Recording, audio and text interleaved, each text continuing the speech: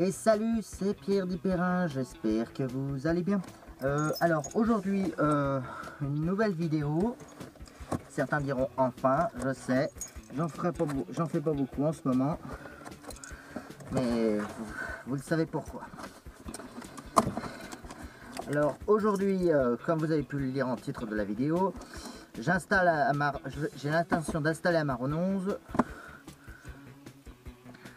l'accessoire qui lui manque le plus après les anti-brouillard avant, l'essuie-vitre arrière. Alors pour la petite histoire, l'essuie-vitre arrière sur la Renault 11 est de série sur les versions GTX et GTX Turbo et je crois aussi version automatique. Mais par contre, malheureusement, sur la GTL, c'était en option. Donc là, j'ai à peu près reçu tout ce qu'il me fallait. Il me manquait plus que la pièce principale. Ah, super.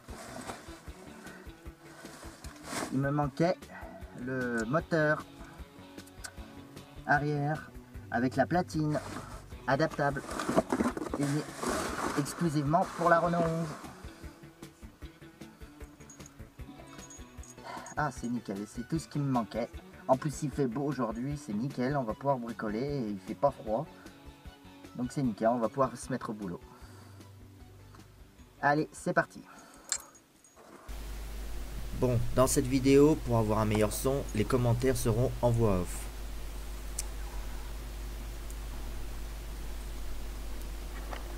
Donc pour commencer, vous pouvez voir qu'il y a déjà des pré-emplacements pour la fixation de la platine. Par contre, Renault a choisi de ne pas pré-percer de trous, comme le font en général Peugeot et Citroën. La 205 par exemple.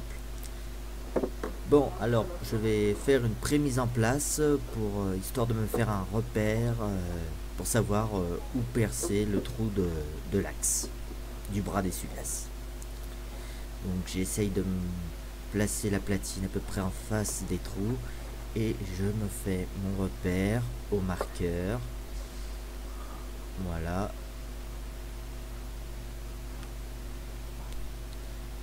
Pour pouvoir percer. Donc je perce à la fraiseuse, comme ça je peux agrandir le trou à ma guise. Voilà, à chaque fois que j'atteindrai un étage de la fraiseuse, je vérifie si la platine rentre ou pas. Voilà, après j'aurais pu enlever le béquet avant, mais je préférais l'enlever qu'après parce que je voulais absolument percer pour que ça fasse une marque. Donc voilà, bon, après il y a une petite mise au propre à faire, mais bon, c'est bon, déjà le trou est bien à peu près où il doit être, c'est super. Bon, je vais faire un petit peu, mettre un petit peu tout ça au propre. Voilà, après avoir mis au propre mon trou, voilà, que j'ai traité aussi également, je vais maintenant enlever le béquet arrière. Donc pour l'enlever, il y a 4 écrous de 10 accessibles depuis le haillon, voilà, au milieu, et 2 petits écrous de 8 sur les côtés, de 8 ou de 7, je sais plus, mais 8 ou 7. Une fois tous les écrous retirés, voilà, je ferme le coste pour me faciliter la tâche. Je vais dégrafer les petits axes des écrous de 7 ou 8 qu'il y avait sur les côtés. Attention à ne pas tordre le béquet. Voilà, parce que ça a l'air de se tordre facilement. Une fois que les 2 axes sont sortis de leur trou,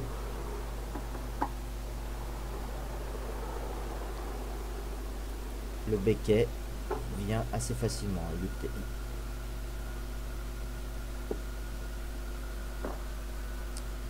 Voilà, et on peut apercevoir la merde d'une trentaine d'années qui s'est accumulée derrière. Enfin, ça fera l'occasion de nettoyer, quoi. Mais bon, déjà la bonne nouvelle, c'est qu'il n'y a pas de rouille. Voilà.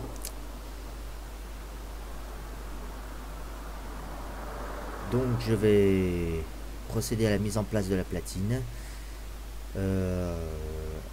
Alors je passe tout simplement l'axe dans le trou. Alors ne pas oublier le joint. Sinon il va y avoir des infiltrations d'eau.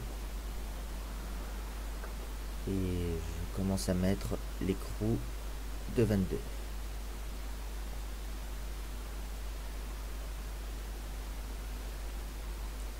Bon, pour les fixations de la platine, je croyais que les écrous soudés à l'emplacement des platines étaient taraudés, mais en fait pas du tout, c'est complètement lisse.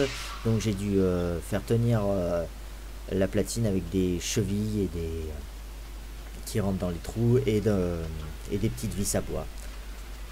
Bon, c'est peut-être pas ce qu'il fallait faire, mais au moins ça tient et ça fait un petit peu cile en bloc. Bon, je commence à mettre l'essuie-glace en place. Bon, vous pouvez voir que ça fait un peu dégueulasse, mais après il y aura un caoutchouc qui viendra cacher ça, mais je ne l'ai pas encore reçu. Bon, vous pouvez voir que j'ai mis l'essuie-glace en place. Voilà. Alors, ça a l'air d'être un essuie-glace de Renault 11, mais en fait, c'est un essuie-glace de R25 phase 1 qui a l'air d'aller parfaitement, mais en fait, il est beaucoup trop long.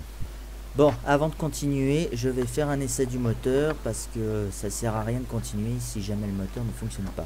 Donc, j'ai branché un fil volant que je vais brancher à la batterie, juste pour voir si le moteur fonctionne et voir s'il y a un défaut particulier au mouvement. Donc, comme je vous l'ai dit tout à l'heure, j'ai un essuie-glace de R25 qui est beaucoup trop long. Comme vous pouvez le voir là, le moteur fonctionne, mais l'essuie-glace, bon, ça se voit peut-être pas très bien, mais en fait il déborde de quelques centimètres vers le haut. Voilà, donc là, bon, si vous voyez qu'il déconne, c'est parce que j'en chie à le brancher à la batterie. Mais comme vous pouvez le voir, il fonctionne, pas de défaut particulier à remarquer, à part, comme je vous le disais, le moteur d'essuie-glace qui est trop long. Alors je savais pas combien le couper vu que je n'avais pas un modèle sous la main. Je me suis contenté de photos. Et j'en ai conclu du coup que de raccourcir le bras de 7 cm et demi. Mais d'abord je vais récupérer l'embout d'origine parce que c'est quand même plus joli que les embouts qui fournissent dans les essuie-glaces. On va essayer de le récupérer sans le casser, en essayant de déverrouiller le petit bout de plastique sans le casser avec le tournevis. Il faut écarter le plastique pour enlever le petit ergot. Et de mémoire, ça tient très bien. Voilà, ça vient. Ah, voilà. Voilà, j'ai réussi à le récupérer sans le casser, c'est nickel. Bon, maintenant, je vais raccourcir le bras. Donc je vais tracer sur le bras à combien je dois le couper. Donc j'ai conclu moi 7 cm et demi voire 8 cm.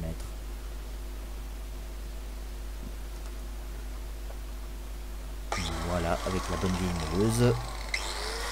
Attention les yeux quand on utilise une mouleuse.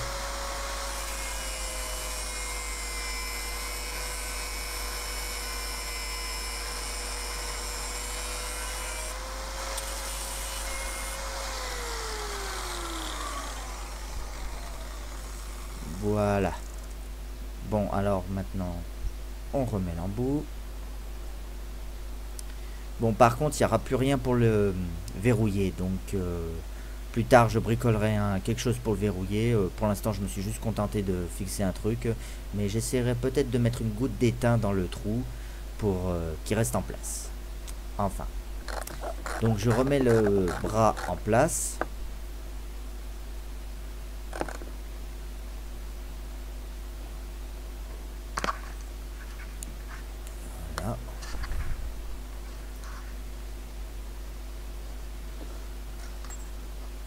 On remet le balai.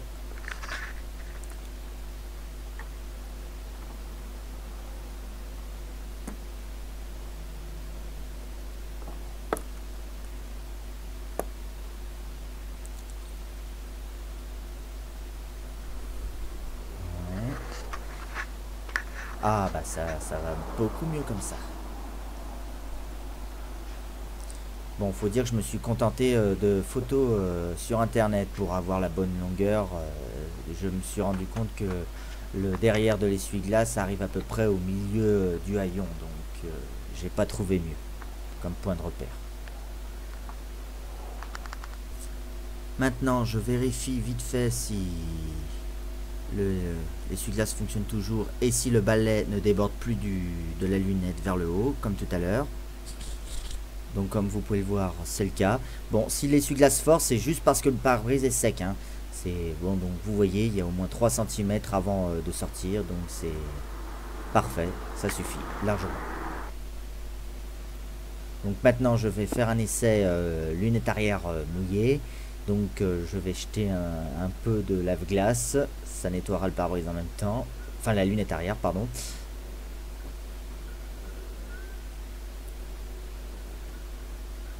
Voilà, ça marche mieux quand la lunette est mouillée.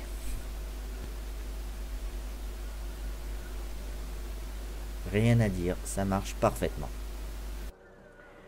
Bon bah voilà, je vais conclure un petit débrief pour conclure cette vidéo. Bon alors j'ai pas tout à fait fini parce qu'il me manque encore 2-3 petites pièces, genre par exemple un petit caoutchouc pour cacher l'axe, et puis peut-être faire une meilleure découpe dans le béquet, on verra bien. Et puis je l'ai pas encore reçu, mais je dois aussi recevoir un cache, une garniture pour cacher ça.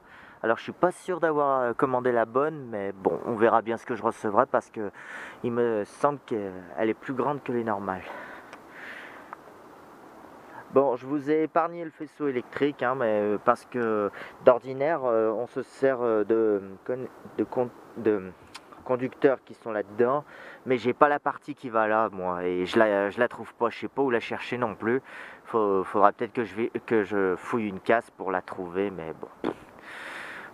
Moi j'ai préféré un bon petit câble qui part dans les plastiques.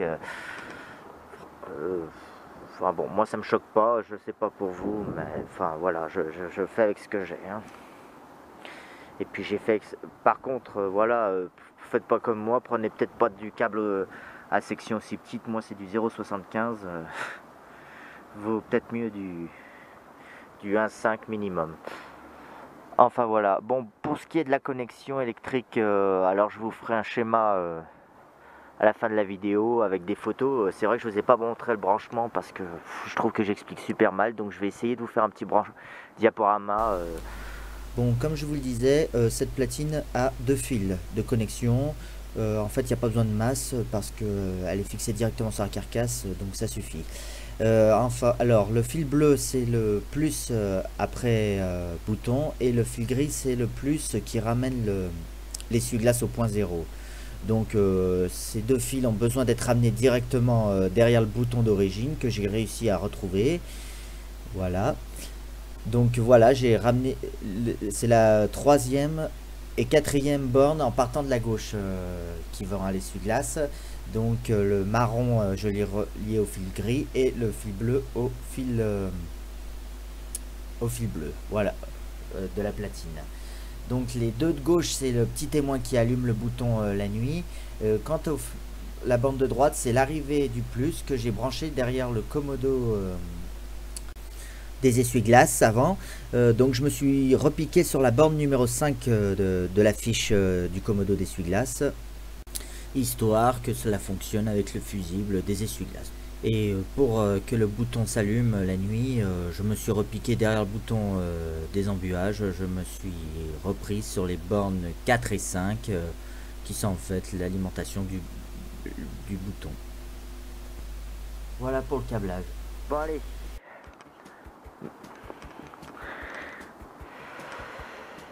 Et bon, vous attendez pas à une nouvelle vidéo tout de suite, hein. Là, en ce moment,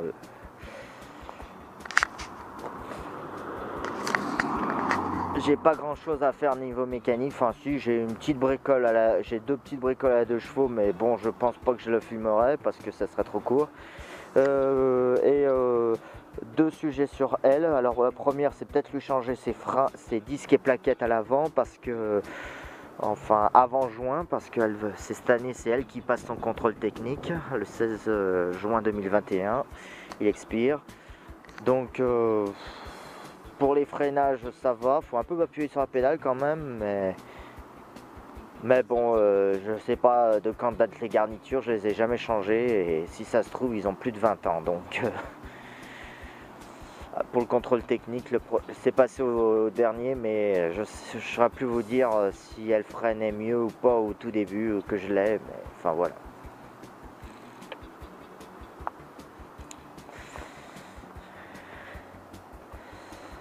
Enfin voilà. Et je vous montrerai peut-être le résultat dans une prochaine vidéo nouvelle, mais bon, c'est pas pour tout de suite ça. Bon allez. Hop, je vous dis au revoir, à bientôt.